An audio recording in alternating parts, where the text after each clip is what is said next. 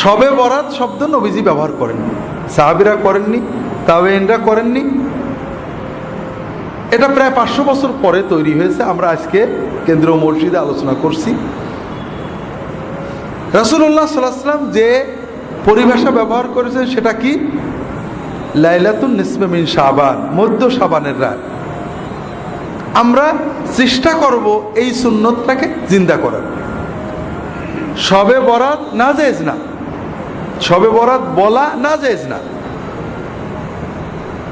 কিন্তু নিসফে শাবানের রাত বলা, মধ্য শাবানের রাত বলাটা সুন্নত। আমি বললাম কোরআন হাদিসে শবে বরাত বলে কিছু নেই, কারণ শবে বরাত শব্দ নেই। হয়তো আমি একটু পরেই বলবো যে শবে বরাতের রাত্রে আপনারা এই আমল করতে পারেন, আমি আবার শবে বরাত বললাম, তাহলে বোঝা গেল আমার কন্ট্রাডিকশন। একবার বলছি কোরআন হাদিসে নেই, আবার বলছি শবে বরাতে আমল করবেন। আসলে আমরা বলতে যাচ্ছি শবে বরাত পরিভাষাটা ব্যবহার করা কোরআন হাদিসের দিন না। এটা বললে সওয়াব হবে, এটা কোনো দিন না। তবে সমাজে প্রচলন হয়ে গেছে, আমরা অনেক সময় নামাজ বলি, অনেক সময় সালাত বলি, আমরা অনেক সময় রোজা বলি, অনেক সময় সিয়াম বলি। সিয়াম, সালাত এগুলো ইসলামী পরিভাষা। রোজা, নামাজ এগুলো সিয়াম বা সালাতের তর্জমা না, এগুলো আরেকটা পরিভাষা, ফার্সি পরিভাষা, যেটা আমাদের সমাজে আছে। তারপরেও এটার অর্থ আমরা বুঝি সালাত। এটা বলাতে কোনো দোষ নেই। নামাজ বললে, রোজা বললে কোনো দোষ হবে না, কারণ আমরা সবাই বুঝি নামাজ বলতে মুসলমানদের এই সালাত সিস্টেম বোঝানো হচ্ছে।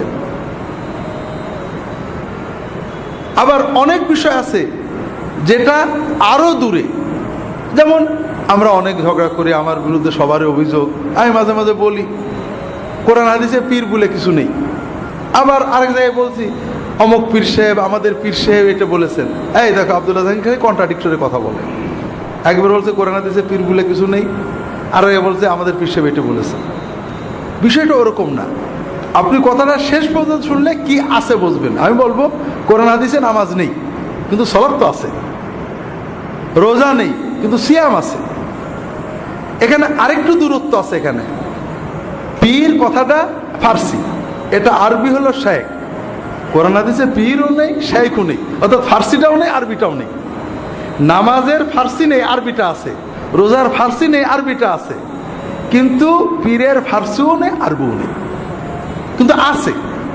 এটার একটা মূল সুন্নত কনসেপশন আছে, সেটা হলো সোহবত, সাহেব, সাথী, সাহচর্য। নেককারদের সাহচর্য কোরআন সুন্নাহ নির্দেশিত একটা ভালো আমল। আপনি মসজিদে নামাজ পড়েন, নেককারদের সাথে মেশেন, এটাও সোহবত। ইমাম সাহেবের সাথে মহব্বত রাখেন, আলেমদের, এটাও সোহবত। আবার নেককার ভালো যারা সত্যি নেককার, আল্লাহর ভয় আছে, আল্লাহ বলেছেন কুনু মা'আস সাদিকিন, যাদের ইমানের সত্য, লা ইলাহা বলাই সত্য, শিরিক করে না, মুহাম্মদ রাসূলুল্লাহ বলাই সত্য, বিদআত করে না, আমানতু বিল্লাহি বলাই সত্য, সুন্নত মতো আমল করে, তাকওয়াই সত্য, বউয়ের সাথে কথা বলাই সত্য, সমাজে মানে যাদের ভিতরে সত্য প্রতিভাত, যাদের কথা আল্লাহ কোরআনে সূরা বাকারায় বলেছেন সাদেকিন কারা, ইমানের সত্য, জিহাদের সত্য, তাকওয়াই সত্য, সালাত কায়েম করে, অর্থ ব্যয় করে, জাকাত দেয়, সবর করে, এই কোয়ালিটিগুলো যাদের ভিতরে আছে, এই ধরনের সাদেকিন মুত্তাকিন মানুষদের সাথে সহবতে যাওয়া, বসা, সময় দেওয়া, এটা আমাদের জন্য খুব উপকারী। এটাই পরিবর্তন করে পীর মুরিদি সিস্টেম হয়েছিল। এখান থেকে অনেক শিরিক, কুফর, বেদাত ঢুকেছে। আবার এটার মাধ্যমে দিন প্রচার হয়েছে। একসময় তাতার যুগের পরে মানুষেরা এই জাতীয় সহবতের মাধ্যমেই দিন শিখত। এটার ভালো মন্দ আছে, কিন্তু যেটা আমরা বলতে চাচ্ছিলাম সেটা হলো, একটা হলো কোরআনে ফার্সি নেই, আরবি আছে, যেমন নামাজ নেই, সালাত আছে, কি বলে রোজা নেই, সিয়াম আছে। আর কিছু জিনিস আছে আরবিও নেই, ফার্সিও নেই, কিন্তু মাফহুমটা আছে, যেমন পীরও নেই, শাইখও নেই, কিন্তু সাহেব আছে। ঠিক শবে বরাতও নেই, লাইলাতুল বারাতও নেই। শবে বরাত কি? ফার্সি। আরবি কি? লাইলাতুল বারাত। কোরআনে হাদিসে সাহাবীদের কথায় শবে বরাত নেই, মানে ফার্সি নেই, লাইলাতুল বারাআতু নেই। কি আছে? লাইলাতুন নিসফি মিন শাবান আছে।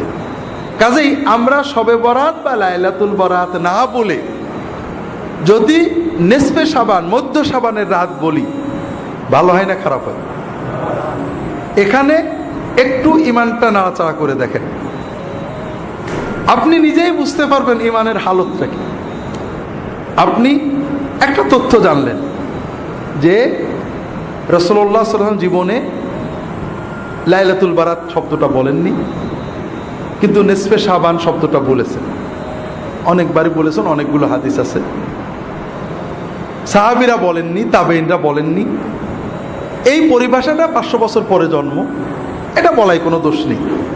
কিন্তু আমি যদি নিসফে শাবানের রাত বলি, মধ্য শাবানের রাত বলি, তাহলে রাসূলুল্লাহ সাল্লাল্লাহু আলাইহি ওয়াসাল্লামের কথা মুখ দিয়ে উচ্চারণ করা হয়। আর বরাতের রাত বলি, শবে বরাত বলি, তাহলে এটা হয় না। এখন আমি কোনটা বলবো? কোনটা বললে আমার ধর্মীয় অনুভূতিটা মানে শক্ত হচ্ছে? এখানে 3 শ্রেণীর মানুষ পাওয়া যাবে। কয় শ্রেণী? এক শ্রেণী বলবে আচ্ছা দেখি চেক করে, সবাই শবে বরাত বলে, আবার শুনছি নবীজি বলেননি, দেখি হাদিসে বা অন্তত সাহাবীদের যুগে শবে বরাত বা আরবি লাইলাতুল বারাআতটা পাওয়া যায় কিনা, খুঁজে চেক টেক করে যদি পাই ভালো, নইলে শেষ নিসফে শাবান মেনে নিল। এই লোকটা ভালো কাজ করলো। আর একজন বলল, আব্দুল্লাহ জাহাঙ্গীর বলছেন নেই, আন্দাজ তো আর বলিনি, যাক আমি এখন তো নিসফে শাবান বলবো, মধ্য শাবানের রাত বলবো, শবে বরাত আর বলবো না, মুখ দিয়ে বেরোয় গেলে যাবে। তবে নিসফে শাবান বললে একটু খুশি লাগে, আলহামদুলিল্লাহ আমার একটা সুন্নত শব্দ বললাম। শবে বরাত বেরিয়ে গেলে অভ্যাসটা তো বেরিয়ে গেছে, কি করা যাবে। এই লোকটা হালকা ভালো করলো, আগেরটা বেশি ভালো করলো, চেক করে যাচাই বাছাই করে নিল, এটা আমার উপর পূর্ণ আস্থা রাখলো, এটা ভালো না। সব কথা চেক টেক করে নেওয়া ভালো। তৃতীয় আর এক শ্রেণীর মানুষ, আপনি এই কথাটা, আমি নয়, আপনি কালকে এই কথাটা অনেকের কাছে বলবেন, আর এক শ্রেণীর মানুষ বলবেন হ্যাঁ এত লোকে বলে কিছু বলে, সব কি নবীর মতো বলতে? এই যে আমরা রোজা বলি, নামাজ বলি, এন বলি, তেন বলি, এই বলি, সেই বলি, সব কি নবীর কায়দায় বলতে হবে নাকি? এইরকম লোক আছে না নেই? হয়তো আমাদের এখানেও তো একজন এরকম চিন্তা করছেন। ভাইরা, আপনি কাকে ধাক্কা মারলেন? আব্দুল্লাহ জাহাঙ্গীরকে। আপনি কোন জিনিসটাকে অচল বলে, মানব না বলে অবজ্ঞা ভরে ফেলে দিলেন? সেটা কি? নবীজি সাল্লাল্লাহু আলাইহি ওয়াসাল্লামের একটা শব্দ, তার একটা সুন্নাহ। তাহলে আপনার ঈমান, আপনি একটু ঘষা মাজা করে দেখেন, আপনি কি কাম করলেন? আপনি কোন জিনিসটাকে অবজ্ঞা করলেন? আপনি তো আমাকে অবজ্ঞা করেননি, আপনি মুহাম্মদুর রাসূলুল্লাহ সাল্লাল্লাহু আলাইহি ওয়াসাল্লামের কথার মতো কথা বলতে আপত্তি করলেন। আপনার সমাজের প্রচলিত কথাটাকে মুহাম্মদ সাল্লাল্লাহু আলাইহি ওয়াসাল্লামের কথা চেয়ে জোর দিলেন। এটা আপনি ভালো করলেন না, আপনি আপনার ঈমানের ক্ষতি করলেন, আমার তো কিছু করলেন না। আপনাদের এজন্য বারবার আবারও বলি, আমাদের এখানে আমরা নিয়মিত, আপনারা আসেন, একদিনে সব শেখাবো এরকম নয়, প্রশ্নোত্তর হবে, আমরা প্রশ্নের মাধ্যমে অনেক কিছু জানবো। তবে সবচেয়ে বড় চিন্তা, অনেক সুন্নাত আমাকে বলে, স্যার আপনার এখানে তো অনেক সুন্নত নেই। অনেক সুন্নত নেই মানে কিছু কিছু বিষয় আছে, মানে আপনি গাড়িতে চলেন, ঘোড়ায় চলেন না, সুন্নত নেই। তো ভাইরা, আমি গাড়ি চড়াটাকে অত উত্তম, আমি ঘোড়ায় চড়তে পারলে খুশি, আমি পারি না তাই করি। কিন্তু আমি বিশ্বাস করি যে আমি চড়াটাও যদি নবীজির মতো হতো, নিঃসন্দেহে ভালো হতো। কথা হলো যে, একটা হলো আমার চেতনা, বিশ্বাস যে মুহাম্মদ সাল্লাল্লাহু আলাইহি ওয়াসাল্লামের চেয়ে বড় আর কিছু হতে পারে না। আমি পারি না, আপনাদের বলছি, আমি 1981 সালে সৌদি আরবে গেছি। ও দেশে তেলটা প্রথম তেল নিয়ে যেতাম, সরিষার তেল, নারকেলের তেল, ডিব্বা টিব্বা ভরে নিয়ে যেতাম। তেল তখন এত পাওয়া যেত না, খুব ঝামেলা হতো। আমি তেল মাখার অভ্যাসটা নষ্ট হয়ে গেল, আমি এখন মাথায় তেল মাখতে পারি না। বোধহয় 40 বছর হয়ে গেল মাথায় আমি তেল মাখি না। তেল মাখলে বরং অস্বস্তি লাগে। তো এই কথাটা আমি বলছি আমার এক ছোট ভাইকে, মৌলানা ইদ্রিস রাহিমাহুল্লাহ, মারা গেছে, আপনারা জানেন কত এসে বলতো, ভাই রাসূলুল্লাহ সাল্লাল্লাহু আলাইহি ওয়াসাল্লাম কিন্তু তেল মাখতেন, আমি কি করব? উনি মাখতেন, ছিল আমার না মাখাটাই ভালো, এটা বলবো? তাহলে বোঝা যায় আমার ইমানে গড়বড়ি আছে। আমি বললাম যে নিঃসন্দেহে তেল মাখা ভালো, আমি যে মাখতে পারি না, অস্বস্তি লাগে, এটা আমার খারাপ। রাসূলুল্লাহ সাল্লাল্লাহু আলাইহি ওয়াসাল্লাম যেটা করেছে নিঃসন্দেহে সেটা। দুনিয়ার কাজে, জাগতিক কাজে, প্রতিটি ব্যাপারে রাসূলুল্লাহ সাল্লাল্লাহু আলাইহি ওয়াসাল্লামের সুন্নত, কোনটা নফল সুন্নত, কোনটা আদাতি সুন্নত, কোনটা মুস্তাহাব সুন্নত, কোনটা ওয়াজিব সুন্নত, বিভিন্ন রকম হতে পারে, কিন্তু তার চেয়ে ভালো আর কিছু হতে পারে না। আমি চুলগুলো ছোট করে রাখছি। আমি চুল কি টুপি পাগড়ি পরে জামে মসজিদে যাই, কখন খুলবো মাথায় খুব গরম লাগে, কখন খুলবো কখন, টুপি পরে ফুটো ফুটোওয়ালা, ভারী টুপি পরলে সুন্দর, টুপি পরলে মাথা গরম হয়ে যায়। চুল তো বড় বেশি রাখতে পারি না, রাখলে আবার কাটতে হয়। এখন আমি কি এই ছোট চুল রাখাটাকে যুক্তি তর্ক দিয়ে উত্তম বলবো? একজন লোক ভাবরি রেখেছে, লম্বা চুল রেখেছে, ঘাড় বন্ধ চলে গেছে, কি বিরক্তিকর। আরে নবীজি করেছেন, সেই যুগে অন্যরকম ছিল, আমি কোনটা করবো বলেন তো? আমি একিন করে বলবো নবীর সাথে যতটুকু মিল আছে ওটা নিঃসন্দেহে ভালো, কিয়ামত পর্যন্ত সবার জন্য ভালো। আমি করতে পারছি না সেটা ভিন্ন কথা, আমি পালন করতে পারছি না এটা আমি একটা অসুবিধার জন্য পারছি না, কিন্তু আমি উত্তম মনে করব, ভালো মনে করব কোন জিনিসটাকে, যেটা রাসূল সহিভাবে প্রমাণিত। এখানে আর কোনো ব্যাখ্যা দিতে আমরা যাব না, সন্দেহাতীতভাবে ওইটাই ভালো। আমি রাখতে পারছি না ভিন্ন কথা, আমি আমার ওজোর আছে, এটা নফল সুন্নত, মুস্তাহাব সুন্নত, আদাতি সুন্নত, অর্থাৎ জাগতিক সুন্নত। রাসূল সাল্লাল্লাহু আলাইহি ওয়াসাল্লাম তাকিদ দেননি, নির্দেশ দেননি, অথবা গুরুত্ব দেননি, তিনি করেছেন, এটা না করলে গুনাহ হবে না। কিন্তু আমি যত যুক্তি তর্কই দিই, এমন জায়গায় যেন না যাই যে নবীজিরটা ছোট হয়ে করে ফেলার কায়দায় চলে যায়। এটা হলো সবচেয়ে ভয়ঙ্কর কথা। আমরা কি করি, দুই গ্রুপই একই রকম। কিছু মানুষ আমরা বলি নবীজি করেননি, তাতেই কাজেই বেদাত। নবীজি করেননি বলেই বেদাত হয় না, নবীজি করেননি কাজে ওটা দিন না, ওটা সুন্নত না। সুন্নতকে দিন মনে করাই, নবীজি করেননি সেটাকে দিন মনে করা বেদাত। আবার আরেক গ্রুপ নবীজি করেননি কাজেই জায়েজ, এইটা প্রমাণ করতে যে নবীর সুন্নতকে ছোট মনে করেন। এখানে আমাদের ইমানের সাথে সাংঘর্ষিক হয়ে গেল। কাজে প্রতি ক্ষেত্রে আপনারা যেটা সবসময় লক্ষ্য রাখবেন, রাসূলুল্লাহ সাল্লাল্লাহু আলাইহি ওয়াসাল্লাম থেকে কোনো সুন্নত, সেটা ফরজ সুন্নত, মুস্তাহাব সুন্নত, নফল সুন্নত, যাই হোক না কেন, যেটা বর্ণিত হবে তার বিপরীতে আপনার যুক্তি দেবেন না। আপনি যদি জানেন যে এটা সুন্নত, আলহামদুলিল্লাহ ভাই নবীর সুন্নত উত্তম, আমি পারছি না, দোয়া করেন যেন পারি। আর যদি না জানা থাকে তা কি করবেন আমি দেখব, কিন্তু নবীজির সুন্নতের বিপরীতে কোনো জিনিসকে আনবেন না, কোনো ক্ষেত্রেই না। তো যাই হোক, প্রথম যে বিষয়টা আমরা আলোচনা করলাম যে লাইলাতুন নিসফে মিন শাবান, মধ্য শাবানের রাত, এটা হলো সুন্নত পরিভাষা। আর শবে বরাত, লাইলাতুল বারাত, এটা সুন্নত নয়, এটা পরবর্তী যুগে অনেক পরে, 500 বছর পরে প্রথম আপনি রাসূলুল্লাহ সাল্লাল্লাহু আলাইহি ওয়াসাল্লাম, সাহাবী, তাবেঈন, তাবেঈন, ইমাম আবু হানিফা, শাফি, মালিক, আহমদ ইবনে হাম্বল রাহিমাহুল্লাহ, কারোর যুগে পাবেন না। অনেক পরে এসে এই পরিভাষাটা জন্ম হয়েছে। দ্বিতীয় পর্যায়ে যাই, সুন্নতের ভিতরে নিরাপত্তা। সুন্নতের বাইরে যেটা, এটা বেদাত না হলেও সমস্যা তৈরি করে। যেমন শবে বরাতের ভিতরে আমরা যখন মধ্য শাবানের রাত, এটা কোনো আলাদা উত্তেজনা তৈরি করে না, কিন্তু যখনই আমি বলবো শবে বরাত, তখন আমাদের ভিতরে একটা নির্ধারিত কনসেপশন তৈরি হয়, এটা ভাগ্য রজনী, এটা মুসলমানদের ভাগ্য রজনী। এই যে ধারণাটা দিচ্ছে এটাও ঠিক না। শবে বরাত গুনাহ মাপের রজনী। বারাত শব্দের মূল অর্থ ছিল মুক্তি, আরবিতে যে বারাত, আমরা বাংলায় অর্থটা পাল্টে বরাত ভাগ্য হয়ে গেছে, কিন্তু আরবিতে বারাত মানে মুক্তি। শবে বরাতের রাত্রিতে আল্লাহ তাআলা বান্দাদের গুনাহ মাফ করেন, এটা সহিহ হাদিস দ্বারা প্রমাণিত। কিন্তু এই রাত্রিতে আল্লাহ ভাগ্য দেন, ভাগ্য লেখেন, এটা কোনো হাদিস নেই, কোনো কোরআন নেই। এ মর্মে যত হাদিস আছে সবগুলোই জাল হাদিস। তফসিরে দু একটা কথা বলা হয়েছে, কোনো তফসির কারক সমর্থন করেননি। তাহলে মধ্য শাবান বললে যে সুন্নত চেতনা আসে, শবে বরাত বা ভাগ্য রজনী বললে আমাদের ভিতরে যে চিন্তাটা আসে এটা আসলে ঠিক না। এরকম অনেক ক্ষেত্রে আছে, যেমন কোরআন হাদিসের পরিভাষা হলো ঈমান, আর তাবেঈনদের যুগ থেকেই তাবেঈনদের যুগ থেকে পরিভাষা হলো আকীদা। ঈমান বললে ঝগড়া হয় না, ওর ঈমান খারাপ এ বলে না, ওর আকীদা খারাপ। যদিও তাবেঈনদের যুগ থেকে আকীদা পরিভাষাটা ব্যবহার করা হচ্ছে, তারপরও ঈমান পরিভাষার ভিতরে যত প্রশস্ততা আকীদার ভিতরে তা নেই।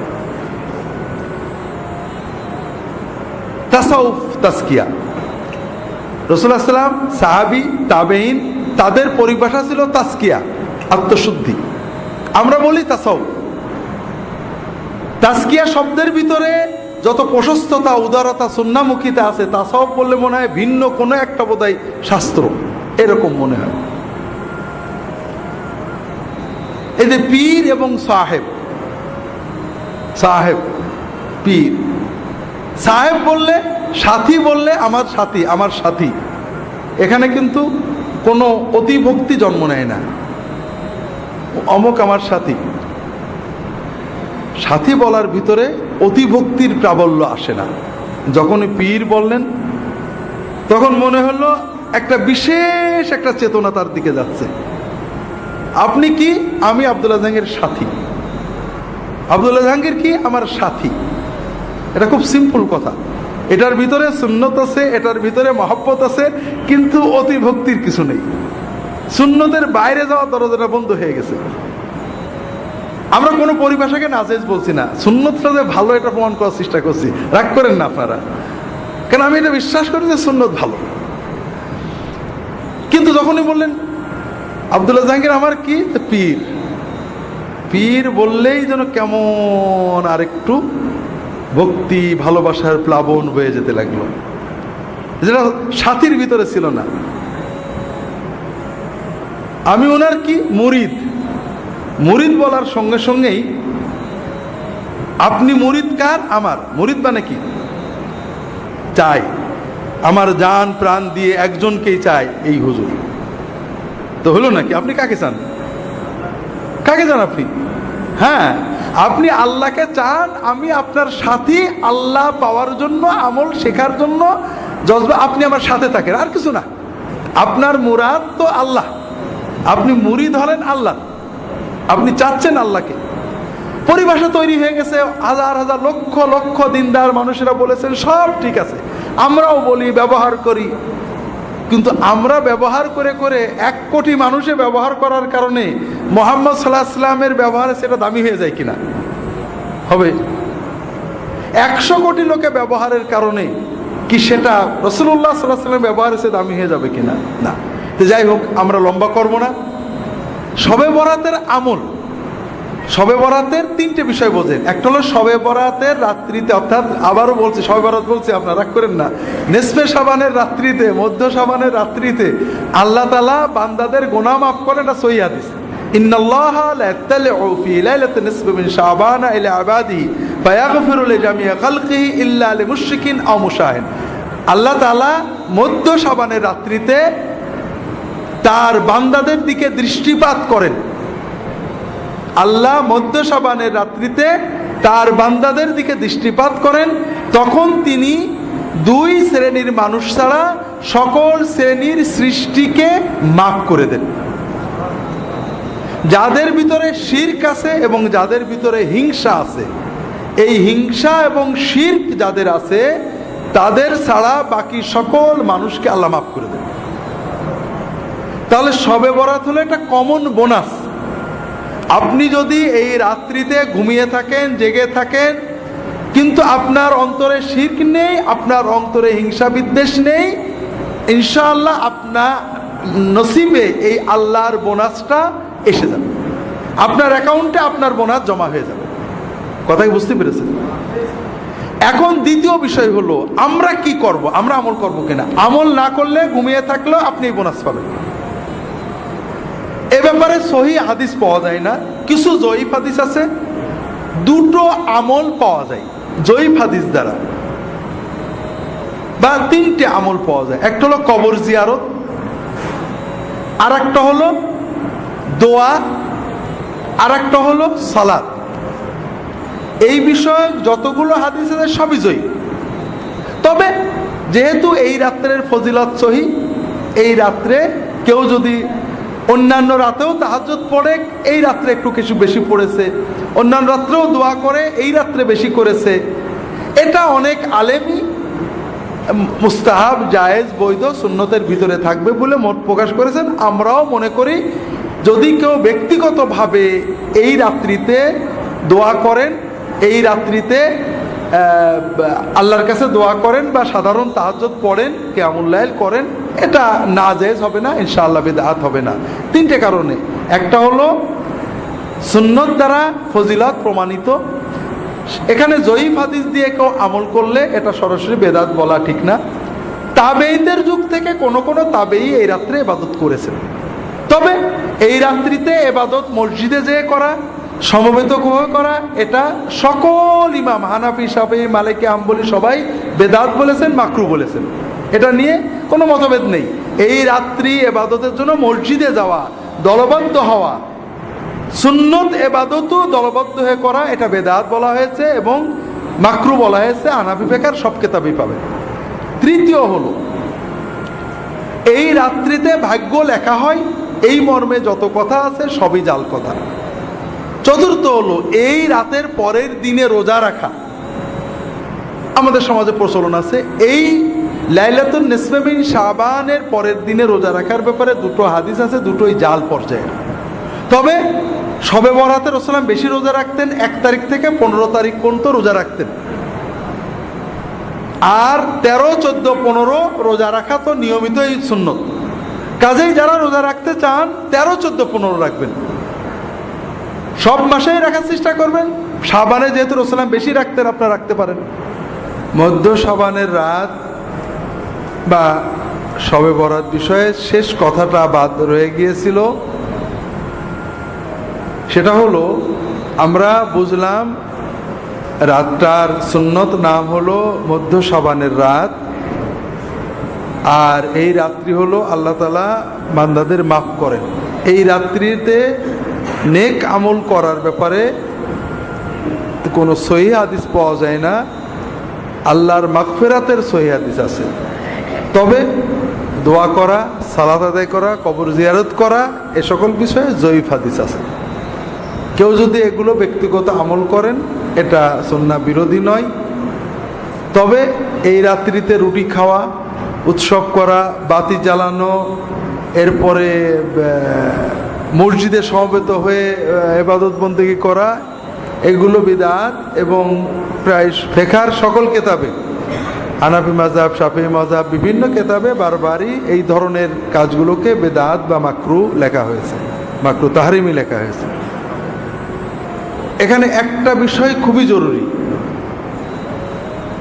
সেটা হলো আমরা রাসূলুল্লাহ সাল্লাল্লাহু আলাইহি ওয়াসাল্লাম এবং সাহাবীদের জীবনে শবে বরাতের, সাহাবীদের আবু বকর, ওমর, ওসমান, আলী রাদিয়াল্লাহু তাআলা আনহুম আজমাইন, খোলাফায়ে রাশিদিনের যুগে দেখেন শবে বরাতের কোনো হাদিস পাবেন না।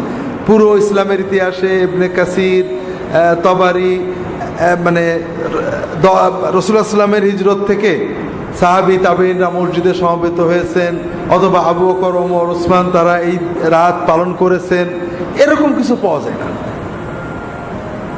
এর একটা বড় কারণ হলো ইসলাম আমাদেরকে জীবন ঘনিষ্ঠ ধর্ম দেয়, বতুরে না। আমরা শবে বরাতে কি জন্য গুরুত্ব দিই? এই রাত্রিতে আল্লাহ দোয়া কবুল করে, এটাই তো মূল, নাকি বলেন? এটা মূল না যে আমরা হুজুরা ওয়াজ করেছেন এই রাত্রে সন্ধ্যা থেকে আল্লাহর পক্ষ থেকে ঘোষণা দেওয়া হয় যে দোয়া করবে, কবুল করবে, এরকম আছে না? এই হাদিসটা জয়ীফ। তবে আমরা আশা করি এই রাতে দোয়া কবুল হবে। একাধিক হাদিস রয়েছে, সহিহ মুসলিম এবং অন্যান্য কিতাবে সহিহ হাদিস রয়েছে যে প্রতি রাত্রে রাতের যখন প্রথম 1/3 পার হয়ে যায়, রাতের প্রথম 1/3 পার হয়ে যায়, তার মানে 3 থেকে 4 ঘন্টা রাত হয়ে যায়। বর্তমান সময়ে আমাদের সন্ধ্যায় 7টায় ফজরের আজান হয়, ফজরের নামাজই হয় 5টায়, 4টায় ফিরে আজান, 3টে, এই 7টা, 8টা, 9টা, 10টা, 11টা, 12টা, 1টা, 2টো, 3টে, 4টে, 9 ঘন্টার রাত। তাহলে 1/3 মানে 3 ঘন্টা, 8টা, 9টা, 10টা, রাত 3 সাড়ে 3 ঘন্টা। তার মানে 10টা, সাড়ে 10টা। যখন রাত বড় হয় সন্ধ্যাও আগেই। যখন রাতের প্রথম 1/3 পার হয়ে যায়, আল্লাহ তাআলা সুবহানাহু ওয়া তাআলা প্রথম আসমানে নেমে আসেন। আল্লাহ তাআলার পক্ষ থেকে ঘোষণা দেওয়া হয় যে কে আসো দোয়া করবে, আমি তার সকল দোয়া কবুল করব। কে আসো আমার কাছে সাহায্য চাবে, আমি তাকে সাহায্য করব। কে আসো গুনাহ করেছো, গুনার মাপ চাও, আমি তোমার গুনাহ মাফ করে দেব। ওয়াযালিকা কুল্লা লাইলা, প্রতি রাতেই এই দোয়া, এই সুযোগ আল্লাহ দিতে থাকেন। তাহলে আমরা যদি প্রতি রাতেই রাত 10টা, সাড়ে 10টা বেজে গেলে ঘুমানোর আগে 2-4 রাকাত নামাজ পড়ে আল্লাহর কাছে মন খুলে দোয়াটা করে শুই, তাহলে কিন্তু আমাদের প্রতি রাতই শবে বরাত হয়ে যায়। কথাটা কি আপনারা বুঝতে পেরেছেন? আর এটা হলো ইসলামের মূল শিক্ষা, যে আপনি প্রতি রাতেই আল্লাহর কাছে কিছু চান। কারণ আপনি সারা বছরের চাওয়া একবারে চাওয়া যায় না ভাই।